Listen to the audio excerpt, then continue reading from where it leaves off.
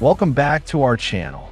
Today, we're diving deep into some exciting news from the Philippine Navy. The BRP Jose Rizal FF-150 just posted something that hints at a major transformation, something that could reshape the way the Philippines asserts control over its maritime domain. Let's break down the clues, the plans, and what this could mean for the future of the Philippine Navy. Just recently, the official social media of the BRP Jose Rizal gave us a teaser, a cryptic post, but one that naval observers and defense watchers believe is a subtle nod to upcoming upgrades. This isn't just a regular status update.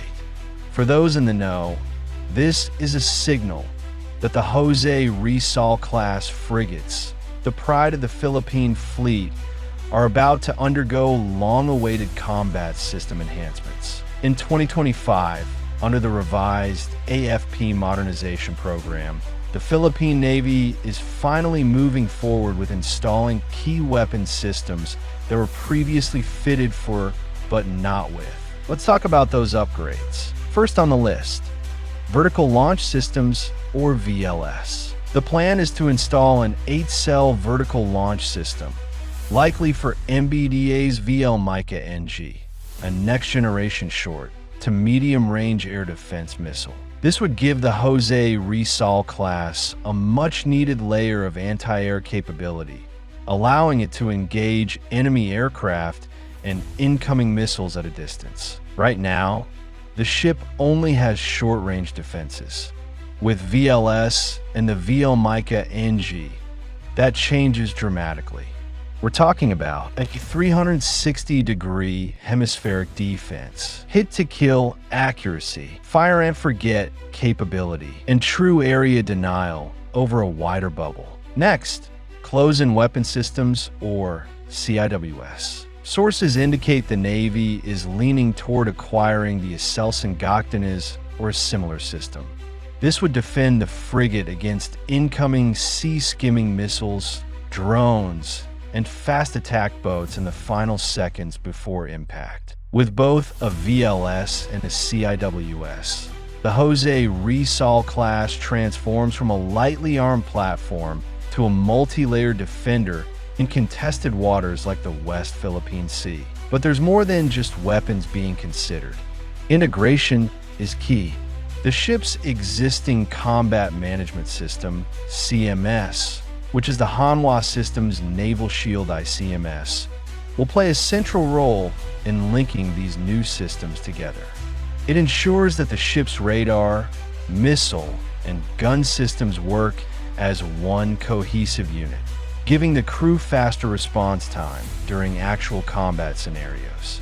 Reports suggest that the software suite for this CMS is already capable of supporting these weapon systems, meaning integration will be smoother and potentially faster than a full system overhaul. Additionally, there's increasing attention on sensor upgrades. Naval planners are reportedly exploring improvements to the ship's radar and electronic warfare systems. This could include enhancements to the Thales Smart SMK-2 radar or new ECM and ESM suites, improving detection, tracking, and survivability in high-threat environments. With these changes, the Jose Rizal-class isn't just becoming more armed, it's becoming smarter, more connected, and more survivable. All of this reflects a growing maturity in the Philippine Navy's strategic planning, focusing not just on acquiring new platforms, but on maximizing the combat effectiveness of existing ones. It's a sign that the Navy is preparing not just for peacetime patrols, but for real-world contingencies in one of the world's most contested maritime zones. So why now? What's pushing these upgrades? The short answer: China. As Beijing continues its aggressive behavior in the South China Sea, the Philippines has no choice but to modernize fast. Our forces need ships that can defend themselves and others in an environment increasingly filled with missiles, drones, and gray zone tactics. The Jose Rizal-class has been patrolling areas like the Calayan Island Group, where intimidation from Chinese Coast Guard and maritime militia is common.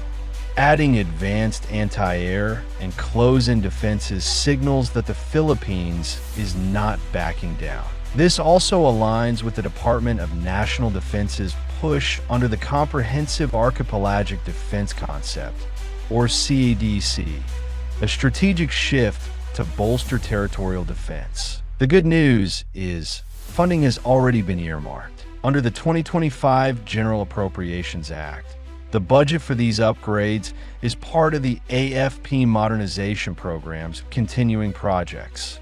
This means procurement is likely already in the final planning stages. Awarding of contracts could happen by Q4 2024 or early 2025. Installation and integration might be completed by late 2025 to mid-2026. This would mean both BRP Jose Rizal, FF-150, and BRP Antonio Luna, FF-151, would receive the upgrades, giving the Navy twin platforms capable of defending themselves and others in the fleet.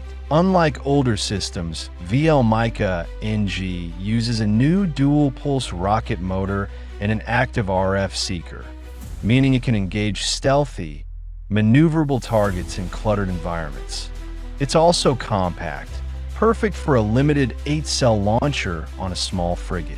This gives the Philippine Navy a lethal, modern air defense option without needing larger, heavier platforms like destroyers. Think of it as the ideal shield for a ship that will spend most of its time patrolling contested waters. This upgrade is part of a broader modernization wave. The Philippine Navy's new corvettes from South Korea's Hyundai Heavy Industries are already being constructed and will come fully armed. Plans for submarines are gaining traction under Rehorizon 3, and local shipbuilding is increasing through partnerships under the SRDP law. All of this means the Jose Rizal-class frigates, with their upgrades, will remain relevant and form a key part of the Navy's backbone for years to come. So, what do you think about the Jose Rizal-class finally getting its long-awaited upgrades? Do you think the VL-MICA NG is the right missile for the job?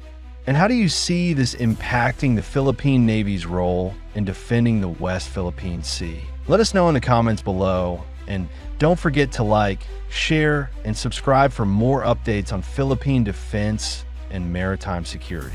Until next time, stay alert, stay informed, and stay patriotic.